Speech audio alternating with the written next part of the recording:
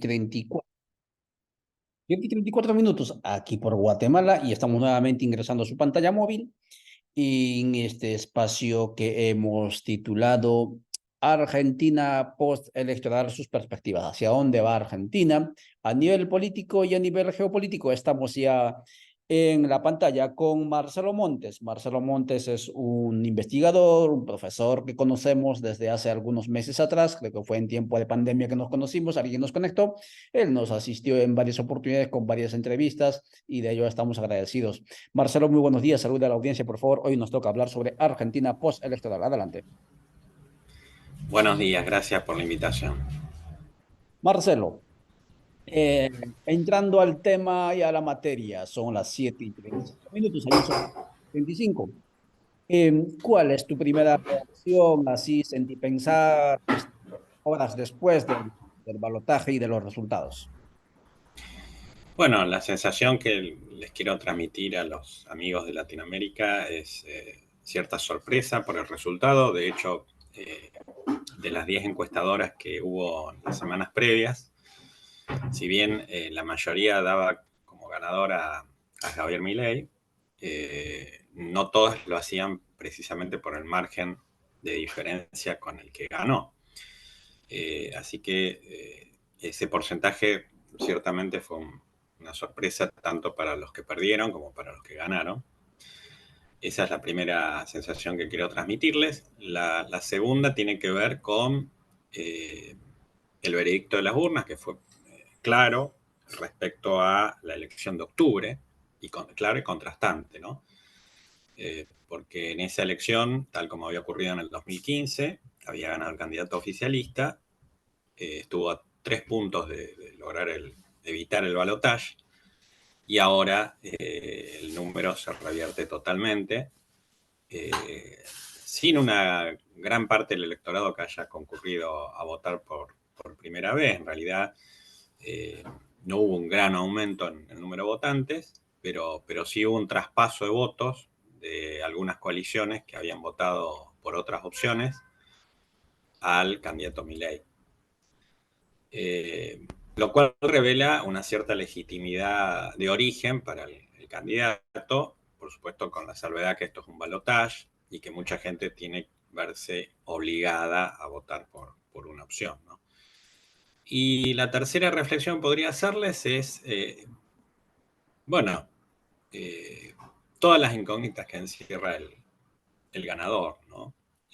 Tanto en relación a su propuesta como en relación al andamiaje político, institucional que tiene para enfrentar los desafíos, las mismas, los mismos dilemas que él mismo se planteó, eh, recuperar para la Argentina un sitial de privilegio a nivel mundial, terminar con muchas décadas de decadencia y demás, siendo que es un outsider de la política. Él era un panelista de TV, un economista que se dedicó toda su vida a la carrera universitaria, y nunca la política, salvo en los 2 últimos años, producto un poco de la pandemia, y carece de un partido político, tiene muy poca representación parlamentaria, no tiene gobernadores en las provincias argentinas, es decir, no tiene ninguno de los factores de poder con los cuales se ha manejado este país en las últimas décadas, lo cual,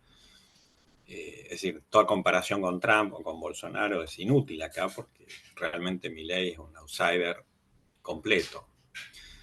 Y esto genera temores respecto a la gobernabilidad del país, teniendo en cuenta todos los problemas que va a enfrentar, la soledad con la que se va a ver, excepto por la alianza reciente que ha tenido con Mauricio Macri. Eso podría decirles en principio. Mauricio Macri y la otra ex candidata que se alían ahora con Milei. En ese sentido, ¿es otra política, como él decía, Milei, o es más de lo mismo? Porque él había dicho que toda la política y todos tenían que morir para que él pueda vivir, pero ahora aparece de la mano. ¿Qué le parece eso? Bueno, sí, es una de las dudas, ciertamente. ¿Hasta qué punto es el triunfo contra la casta, como él la llama, y hasta qué punto él mismo, digamos, el pez por la boca muere, ¿no? Es decir, él mismo también enfrenta su propia casta, digamos, porque este matrimonio reciente con Macri y con Bullrich, mucha gente se lo planteó como algo muy contrastante con su discurso original. Y además de Macri y Bullrich, bueno, hay muchos otros personajes tal vez menos conocidos, algunos ya están sonando para futuros ministros, que incluso pertenecen al mismo peronismo, ¿no?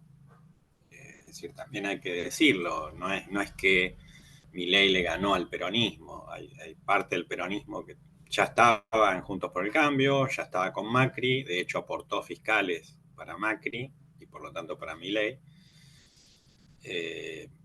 Y aparentemente suenan algunos como ministeriables. Para no hablar de la pata económico-financiera, también está involucrada con cierto paso histórico, con Menem, el caso de Cavallo, un par de operadores políticos de Cavallo son miembros del equipo de Milei, Kikuchi y Guillermo Franco, que suena como ministro del Interior. Efectivamente, hay serias dudas respecto a si este discurso contra toda la casta Milei lo va a poder llevar adelante, digamos, porque él tiene su propia casta. Digamos. En fin. Bien, estamos conversando con Marcelo Montes para las redes de Rondas Campesinas del Perú. También Minca Comunicaciones de Argentina. Estamos entrando también a su canal allí. Estamos entrando al carajo.org de Colombia y a otros canales aquí por Centroamérica y sobre todo Radio Victoria. A raíz justamente del resultado impactante, porque sí genera emociones este resultado, no solamente para Argentina, sino para el continente. Y en ese sentido, Marcelo, entrando también ya a otra cuestión puntual, no hablaremos de ideología, porque al fin y al cabo no lo encuentro ninguna ideología, digamos, en mi ley, ¿no? Y sí, hay bastante, lo que diría, lo que diríamos, ¿no es cierto? Una locura, ¿no? Pero bueno, em, ¿qué es lo que atrajo de Milei para ese segmento, digamos, mayoritario de electores con alto nivel cultural, refiriéndonos al nivel escolar? Porque Argentina es eso, amigas y amigos. Argentina, lo que tenemos para el continente es aquella sociedad, entre comillas, que ha accedido y ha tenido mayor grado de escolaridad que el resto, con excepción de Uruguay, podría ser, o algunos como Chile, pero sí, tiene mayor grado de escolaridad. ¿Qué pasó allí? ¿Cómo se explica eso? Bueno, hay varios factores que han incidido, ¿no? Eh, un factor ha sido la salida de la pandemia. Argentina tuvo una cuarentena eh, muy larga, bastante ineficaz, a pesar de que mucha gente valora el esfuerzo del gobierno, de los gobiernos en realidad, porque también están involucrados los gobiernos opositores en la lucha contra el COVID-19. El estado mental de la gente se deterioró bastante. Argentina tuvo muchos muertos a propósito del COVID y de la cuarentena dura que rigió. Milei es un poco producto también de eso, de esa especie de grito de libertad contra semejante grado de encierro. Eso por un lado. Por el otro lado, el hartazgo de la gente con la situación de deterioro económico, social, que lleva mucho tiempo, ¿no? No es una cuestión de criticar al kirchnerismo, el poder y demás. En realidad, el discurso contra la casta tuvo mucho efecto porque, bueno, toda la clase política quedó involucrada, incluso parte de la clase empresaria y clase sindical. En fin, Argentina desde hace más de 20 años que al romperse todo el esquema de la convertibilidad y demás, que también tenía sus lados débiles, por supuesto, ha entrado en una especie de cono de sombra, donde hay un marcado deterioro educativo, demográfico, sanitario y demás. Argentina no ha sido la excepción en tal sentido en el continente, a pesar de que en el continente hemos visto gobiernos progresistas y y de hecho los indicadores sociales han mejorado bastante en muchos países, Argentina ha retrocedido, partiendo de una situación que era bastante buena hace varias décadas atrás, pero por supuesto insuficiente, como tú dices, también con un piso más alto que el resto, tal vez, ¿no? Bueno, todo eso ha hecho eclosión para que aparezca una figura que emerge de los paneles de televisión, como Javier Milei, y la bronca, la angustia, las frustraciones y demás, mucha gente también se ha ido del país, eso también hay que decirlo, se haya canalizado hacia él. ¿Qué va a hacer él con semejante grado de apoyo? Bueno, es realmente una gran duda, teniendo en cuenta lo que te comentaba antes, la falta de apoyatura institucional y demás. Porque bueno, precisamente si él lleva, acá se abren dos hipótesis. Una, si él lleva adelante su programa, si lo puede ejecutar y demás, todo eso exige un nivel de compromiso y de acuerdos y de diálogo con los sectores opositores, con una oposición que va a estar además muy fragmentada, no va a ser fácil convivir en ese Congreso, donde él va a tener ínfima participación, con una gran minoría, digamos. Todas cualidades que él aparentemente no tendría, por lo menos no ha mostrado hasta ahora, ¿no? Ayer se mostró bastante moderado, habrá que ver si esa moderación la mantiene a lo largo del tiempo. Sería deseable que sí, porque lo necesita para gobernar. Y el otro escenario es que él elija una vía autoritaria. Es decir, si hay muchas resistencias a lo que él plantea, obviamente le cabe la alternativa autoritaria. Y esa alternativa autoritaria es, además de peligrosa, por supuesto, no deseable, eh, abre el destino a la Argentina a algo muy incierto y peligroso, por cierto, ¿no? Entonces, y bueno, creo que tampoco va a ser algo muy duradero, ¿no? Porque creo que un escenario así podría llevar a un enfrentamiento civil. Así que bueno, realmente son más dudas que certezas las que tengo para mostrarles esta mañana, amén de la sorpresa del resultado, obviamente ya ha quedado marcado, ¿no? No, de eso se trata, Marcelo, por supuesto que sí.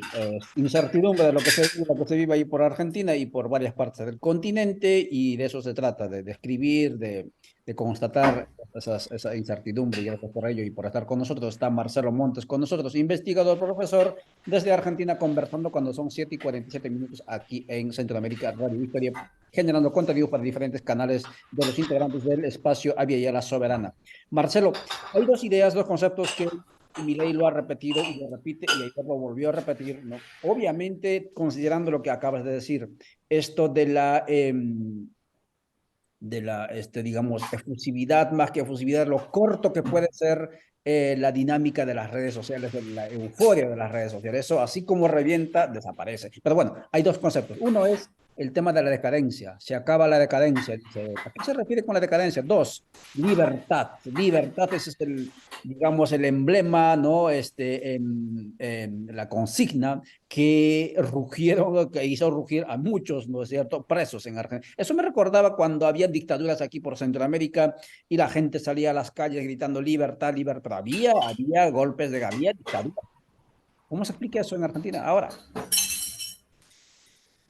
Bueno, la cuestión de la libertad tiene que ver con esto del encierro a la pandemia, por un lado. Por el otro lado, el kirchnerismo siempre ha planteado, igual que otros gobiernos progresistas en la región, una gran preocupación por los derechos sociales y demás, pero no tanto celo por los derechos políticos. Incluso se lo ha responsabilizado de ataques a periodistas, bueno, discriminaciones contra sectores opositores y demás. Si bien también ha habido mucha exageración en relación a eso, porque de hecho el kirchnerismo ha perdido elecciones y les ha reconocido y demás, ¿no? Acá no hay un escenario autoritario y demás, tal vez 2009, 2011, 2012 fueron los años más preocupantes en ese sentido, pero no más allá.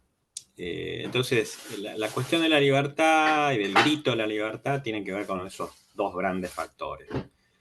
Después con cuestiones ideológicas que tienen más que ver con una época que la Argentina no ha interpretado bien, lo hemos conversado contigo, sobre la cuestión de la Guerra Fría y demás, ¿no? Es decir, toda esta idea de que todo gobierno que avanza sobre lo social pareciera ser un gobierno socialista y demás. Hay toda una exageración. El pensamiento o la ideología en Argentina está un poco atrasada en todo sentido. Y acá cualquier avance del Estado se lo ve como si fuera, no sé, algo no deseado, cercano al comunismo, ¿no? En algunos sectores, tampoco es toda la población. Es cierto que el Estado argentino es tremendamente ineficiente, no brinda servicios como debiera brindarlos y demás, mucha burocracia y demás, pero bueno, tampoco es demasiado exagerado respecto a todo lo que es la región, ¿no? Esto no es Europa, no es la socialdemocracia europea, no es el Estado benefactor europeo, en fin.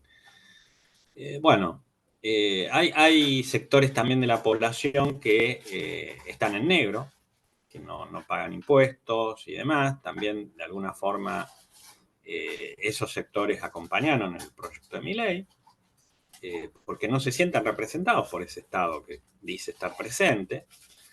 Esto pasa desde hace décadas, tampoco es culpa de kirchnerismo. O sea, yo acá estoy planteándole a los oyentes una mirada más bien ecuánime que trata de ponerse por encima de los discursos o los combates ideológicos que ha habido en los últimos años, ¿no? Para tratar de entender un poco mejor este fenómeno. Lo cual, bueno, también siembra dudas respecto al futuro, porque como tú dices, en las redes sociales es muy fácil estar de acuerdo y demás, y después, al cabo de un tiempo, decir todo lo contrario, ¿no? Habrá que ver cuánto dura el apoyo, porque, insisto, él puso expectativas muy altas. Terminar con la decadencia, como tú dices, es terminar con muchas décadas en donde la Argentina fue retrocediendo. Esto es palpable, no era potencia mundial, sin ninguna duda, eso no es así, esto fue ya chequeado, pero era un país que tenía altas perspectivas de progreso, mucho ascenso social. De hecho, si tú exploras los datos biográficos de muchos que han sido presidentes, tú ves que han sido primeras camadas de universitarios en sus familias, es decir, es un país que tenía mucho atractivo desde el punto de vista del progreso individual y todo eso lo ha ido perdiendo. A las generaciones más jóvenes se les ha hecho cada vez más difícil alcanzar el nivel de vida de las generaciones más viejas. A pesar de ese alto grado de educación en general, ¿no? Hay mucha frustración y eso ha hecho que Argentina se haya convertido en un país de inmigración, haya pasado a ser un país de migración. Entonces, Milei también es un resultado de todo eso, ¿no? De toda esa carga de frustraciones y demás. Muchas gracias, Marcelo. Claro que sí, sí, de eso se trata, de ir poniéndole más elementos para poder entender, porque ustedes en Argentina seguramente están más empapados de lo que ocurre y entonces ustedes tienen mayores elementos de explicación y de descripción de lo que ocurre. Pero los que estamos afuera, lamentablemente, no tenemos todo ello. Por eso es que planteamos estas cuestiones y aunque parecieran, digamos, superficiales, pero bueno, importante indicarlo. Em, Marcelo. Ya entrando a tu materia, ¿cómo ves, y aunque ya nos adelantaste, ¿no? Con toda esta incertidumbre, no solamente del respaldo social institucional que carece, sino también esta incertidumbre de la misma capacidad de él, ¿no? De poder sostenerlo, sus proyectos, etcétera. Considerando todo eso, ¿cómo ves a mediano plazo la perspectiva, el horizonte de Argentina A nivel económico, tenemos entendido que son alrededor del 140% de Inflación. inflación, ¿no? 40% de la población en situación de pobreza, es bastante. ¿Será factible salir con todos estos elementos que él plantea a mediano y corto plazo de esta situación? ¿Cómo lo ves? Sí, es un escenario muy, muy difícil, realmente. Y él lo marcó en su discurso anoche, ¿no? Eso es bueno porque de alguna manera la sociedad, bueno, no le puedes vender expectativas ilusorias. El camino será difícil. Incluso él plantea un plazo que es demasiado largo a mi modo de ver, pero bueno, puede ser realista, que para que el país recupere posiciones de vanguardia, ¿no? Pero lo primero es lo primero. Lo primero es tratar de salir de esa inflación tan alta, tan crónicamente alta, porque Argentina es un país que tiene hace largas décadas de inflación alta, no es de hace 20 años, hace 50, 60 años, excepto el periodo de los 90, por fijación del tipo de cambio. Tiene problemas de endeudamiento, tiene problemas de deuda social, como tú dices, 50% de la población bajo la línea de pobreza. Tiene indicadores sociales por donde los mires que han estado en picada, caída libre. Todo eso debe resolverlo Milei. Y es una tarea titánica, incluso para hacerla en 4 años, ¿no? Para no hablar del tema internacional, porque en los debates quedó claro que un capítulo en el cual él perdió frente a Massa fue el capítulo de política exterior. Es decir, Argentina necesita del mundo para salir adelante. Y él en ese aspecto, más allá del problema de la deuda, que es un problema puntual que básicamente Argentina tiene con los dos archirrivales de este mundo, ¿no? Estados Unidos y con China. Estados Unidos porque buena parte de la deuda la contrajo con el fondo a partir de la gestión Macri, y con China porque China en los últimos meses ha estado ayudando con un swap que ahora, con el triunfo de Milei, dado que la prédica de Milei contra China es muy marcada, China aparentemente estaría dispuesto a retirarlo. O sea que en el horizonte, la propia postura de Milei respecto a quiénes son nuestros amigos, se dice que los dos primeros viajes de Milei al mundo serían a Estados Unidos y Israel. Es decir, los dos únicos amigos con los que contaría Argentina en el mundo serían Estados Unidos e Israel, lo cual, es decir, tú cuando tienes una política, y esto sí es lo mío, digamos, cuando tienes una política exterior, no te estás fijando quiénes son tus amigos y quiénes son tus enemigos. En todo caso, vos necesitas a todo el mundo de amigos. No puedes contar con 2 amigos en el mundo. Tienes que tener por lo menos 200 amigos, ¿no? Para eso está una política exterior, para eso está una diplomacia, bueno, etcétera. Creo que ese es un factor también que restringe el margen de acción de Milei, porque todos sabemos que Estados Unidos además está en una situación política difícil, está frente a elecciones el año que viene, no se sabe si Biden va a ganar, lo más probable es que gane Trump. Bueno, eso no sé si mejoraría la relación con Argentina, tal vez sí con Milei, no lo sé. Dice tener una relación con Trump más fluida que con Biden. Por ahora le toca gobernar con Biden, por lo menos un año. Y con China, bueno, si la relación empeora, eso también es malo para la Argentina, porque uno de nuestros principales socios comerciales, además de Brasil, es China. Plantea dudas respecto a si Argentina va a mantenerse en el BRICS. Lo más probable es que Argentina salga al BRICS con Milei. En fin, el capítulo de política exterior es un capítulo muy necesario para la Argentina y muy problemático al mismo tiempo para la Argentina gobernando Milei. Por supuesto que sí, necesario. Por más que hayan gobiernos, tendencias hacia el nacionalismo, como ha intentado hacer Trump, ¿no? Y hay mucha gente ilusa que cree que es por ahí, pero bueno, veremos qué ocurre. Y entrando a la materia, digamos, de la geopolítica nacional, ¿Qué pasará según usted? No es que estemos queriendo leer bola de cristal, pero sí de lo que conoce usted de Milei, ¿no? Y de la gente que está alrededor de él, porque también su hermana es la que decide al fin y al cabo, y el otro don que al que anoche le agradeció en primer lugar, ¿no? El jefe de campaña, etcétera, son lo que deciden, creo yo, al final.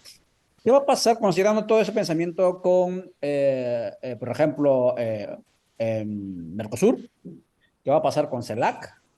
¿Y qué va a pasar con este sueño de que el continente entre en la geopolítica mundial con presencia propia continental? Mira, yo estuve en un par de debates de política exterior antes de la elección general, con los tres principales asesores de Cancillería, digamos, de los tres candidatos que salieron primero, segundo y tercero, es decir, el candidato a canciller de Massa, el candidato a canciller de Bullrich y la candidata a canciller de Milei, que es Diana Mondino, economista. Eso te revela el mismo perfil que en su momento hizo Menem con Cavallo, es decir, Cavallo era economista y a Cavallo lo eligió primero, antes de ministro de Economía, lo puso como canciller. Eso te marca todo un sesgo, digamos, de tu política exterior. Es decir, Milei cree que la política exterior en realidad es política comercial y tú necesitas para el país básicamente que los embajadores en las embajadas sean como oficinas comerciales que fomenten las exportaciones, ¿no? Eso todos los gobiernos lo han hecho, por supuesto, y no necesariamente han puesto economistas al frente de Cancillería.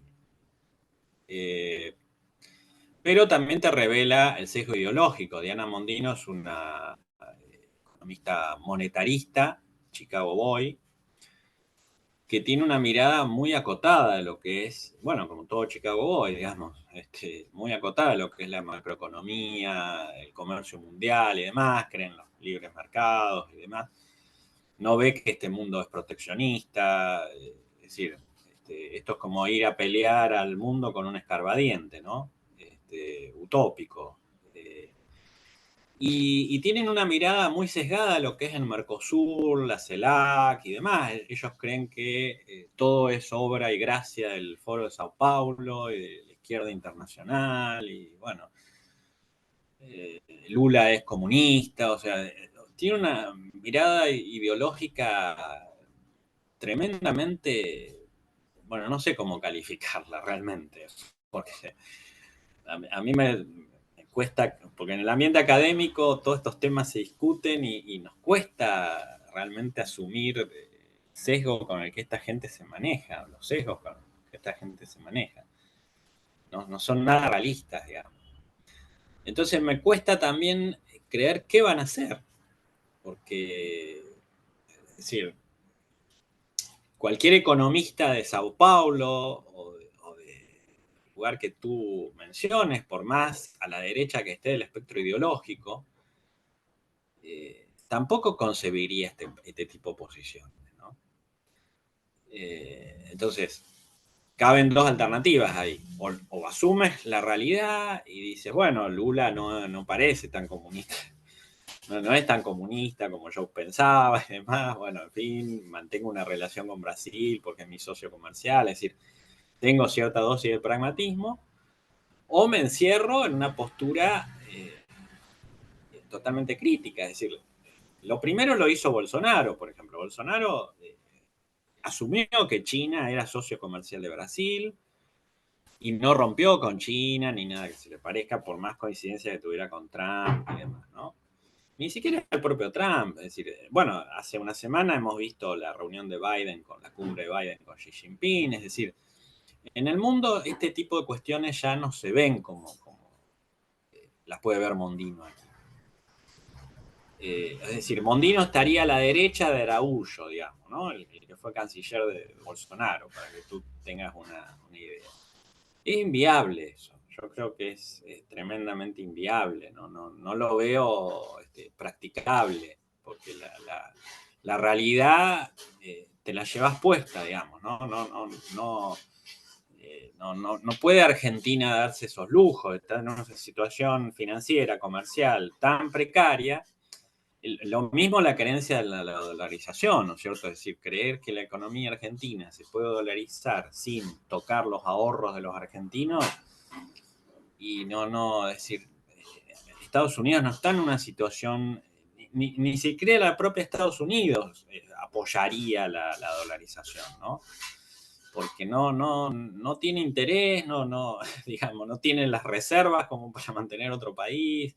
Es decir, salvo que venga un grupo de amigos que ponga el dinero, ¿no es cierto? ¿Qué cosa tampoco lo veo? Es decir, no veo gente tan generosa en el mundo como para venir a apoyar un país deudor serial como la Argentina. En fin, por donde lo mires hay ciertas ideas que a mí me parecen bastante utópicas, Utópicas, por decirlo menos, con Marcelo por decirlo Monti, menos. cuando estamos abordando horizontes de Argentina postelectoral, a mucha gente le sacudió, pero hay otra gente también que lo mantiene, digamos, medianamente expectante, porque esta sacudida que ha vivido electoralmente el país, uno de los más gigantes del sur, también era necesario, porque al fin y al cabo, a veces eh, establecerse en lo establecido sin la posibilidad de escuchar vientos de cambio, a veces hace daño. Vayamos en esto, en ese sentido de este tema, cuando son 8 y 5 minutos. Disculpa que aproveche más de lo que te indiqué en cuanto a tiempos, te había dicho media hora.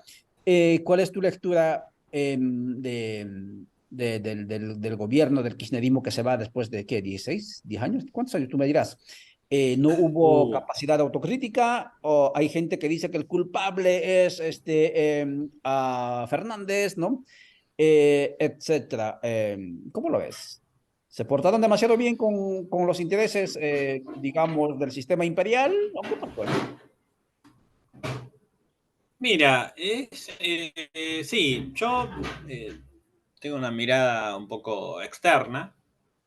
Yo creo que el kirchnerismo se granjeó. Hubo 4 años, vamos a ir por parte, ¿no? Porque justamente la cantidad de años que estuvo en el poder tiene que ver con los distintos ciclos o subciclos que ha tenido, ¿no? Los 4 primeros años del kirchnerismo, mucha gente los recuerda, mucha gente no kirchnerista incluso, los recuerda bien. Los famosos 4 años de Néstor, digamos, superávit fiscal, es decir, macroeconómicamente y socialmente la Argentina recorrió un buen camino y esos 4 años le permitieron después a Cristina gobernar otros 4 años y después ganar por segunda vez en el 2011 ya con Néstor fallecido, ¿no? Y sin nadie enfrente, porque recordemos que en el 2011 Macri se baja de la carrera presidencial y decide no enfrentar a Cristina, y Cristina gana con el famoso 54%.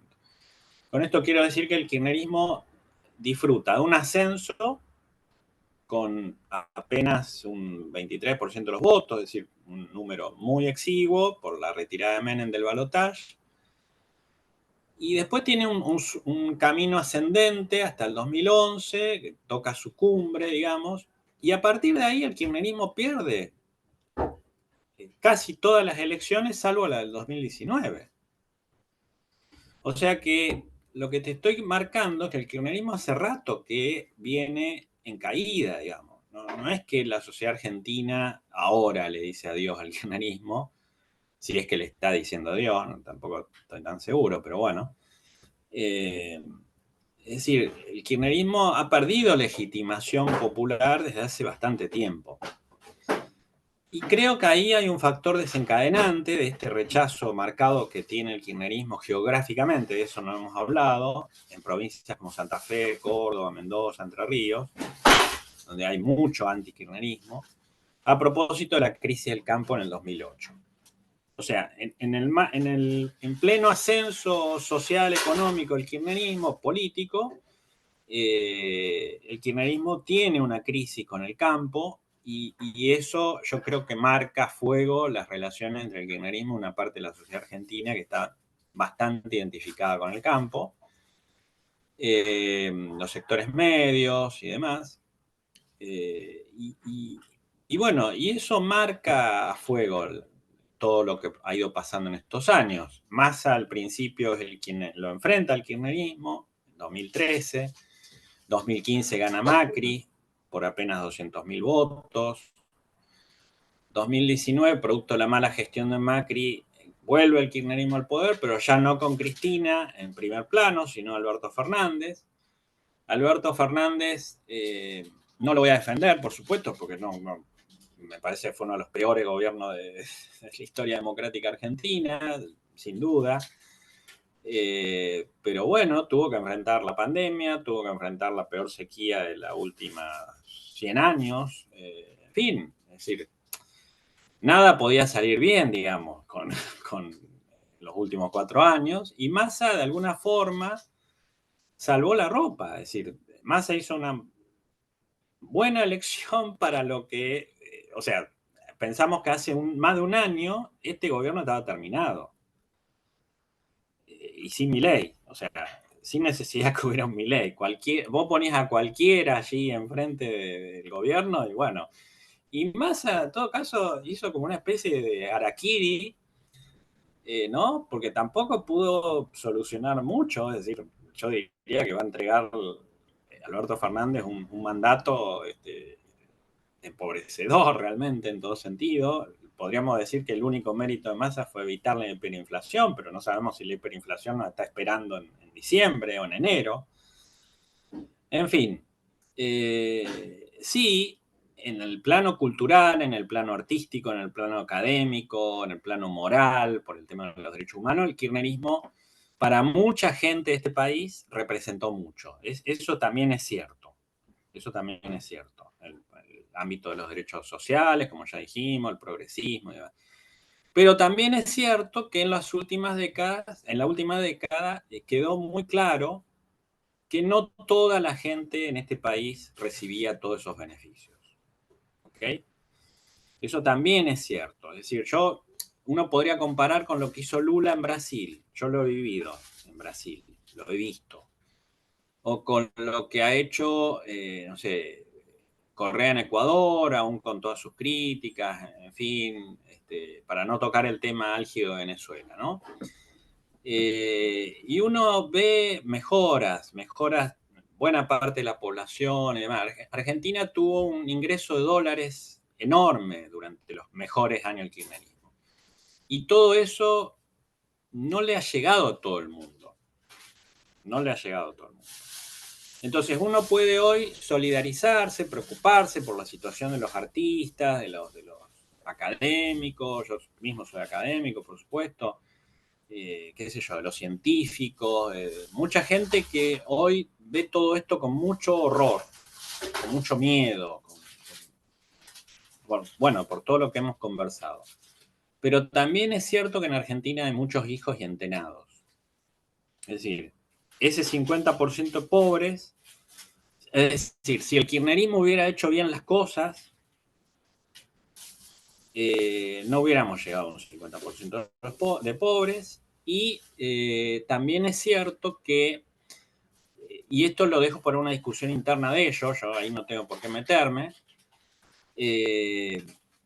digo, yo no sé si no fueron a fondo, no quisieron ir a fondo, si podrían haber ido a fondo. Ellos dicen, no, no pudimos ir a fondo porque, bueno, este país, el campo, el capitalismo, qué sé yo, los sectores concentrados, los medios de comunicación, todo el día fogoneando el atentado contra Cristina. Sí, sí, todo eso es cierto, pero tú sabes que si tú gobiernas bien, no tienes por qué tener todo en contra. O sea, Perón mismo lo decía, digamos, cuando tú gobiernas bien, tienes todo a favor, no tienes todo en contra. ¿Ok?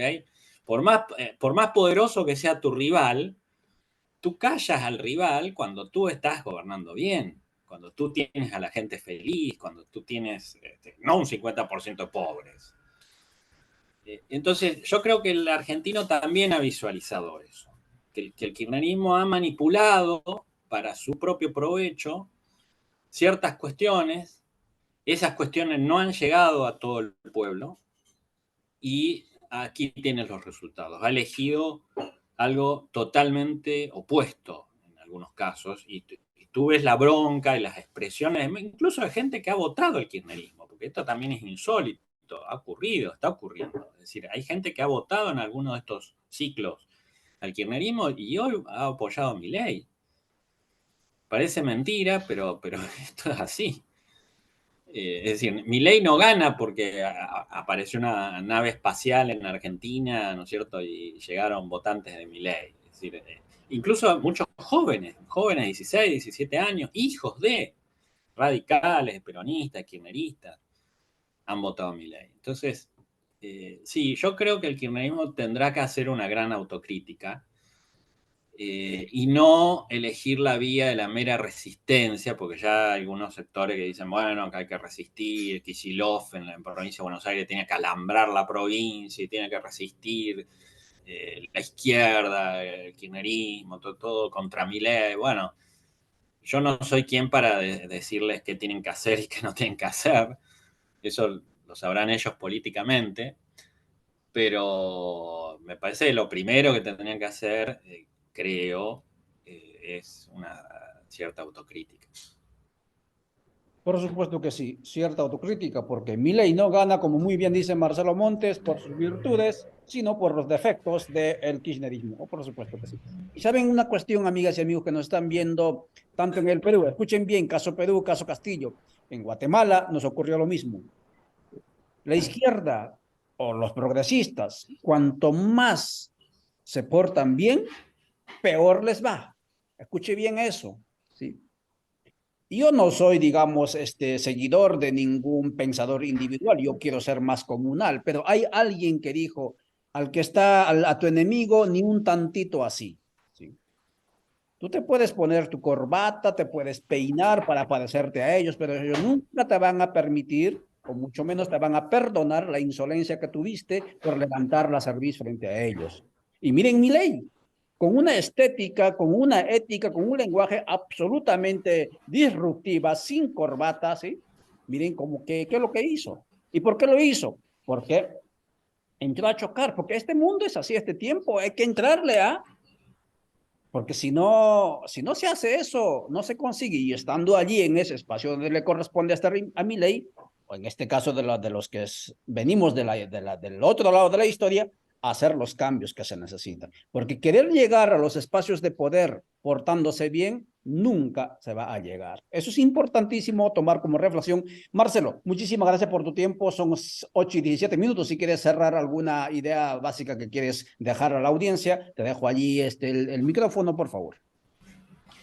No, simplemente seguir los acontecimientos de Argentina con cierta expectativa, yo como argentino con esperanza, porque soy un eterno optimista, digamos, y aún viendo los problemas que pueden avisorarse, siempre voy a tener fe de que este país es uno de los más hermosos del mundo y bueno, y merece un buen destino, esté quien esté al frente. Y también siempre, como lo hemos conversado contigo, siempre hay esperanza de nuestros proyectos colectivos, individuales, digamos, es decir, siempre hay posibilidades de encontrar nuestro lugar aún en los destinos más difíciles, ¿no? Políticamente, económicamente. Y para Latinoamérica, bueno, también ser optimista en el sentido de que, bueno, esta experiencia argentina se va a seguir con mucha atención porque puede ser un espejo para los demás, para aprender de las lecciones de la historia, de lo que, como tú dices, no debe hacerse, si se quiere gobernar de modo progresista y demás. Aprovechar las oportunidades, no dormirse en los laureles, no apelar a místicas o épicas que después no se cumplen, es decir, hay que ser muy coherente, no hay que estafar a la gente. Así que bueno, ojalá todo esto sirva como lección y bueno, esperemos transitar bien todos estos próximos años. Insisto, sea cual sea el destino que nos cabe aquí en este país. Muchas gracias, Marcelo Montes. Esperanza y coherencia es el mensaje que nos deja en esta Sí, tertulia que hemos tenido cuando son 8:19. Muchas gracias, amigas y amigos, por estar con nosotros. Mañana a las 9 de la mañana comenzamos nuestro rotativo, digamos así, de todos los días a las 9 de la mañana sobre los 200 años de la doctrina Monroe y sus impactos en los pueblos del continente. El 2 de diciembre, sí, 200 años se cumple de esa política internacional de los Estados Unidos. Hasta entonces, chao.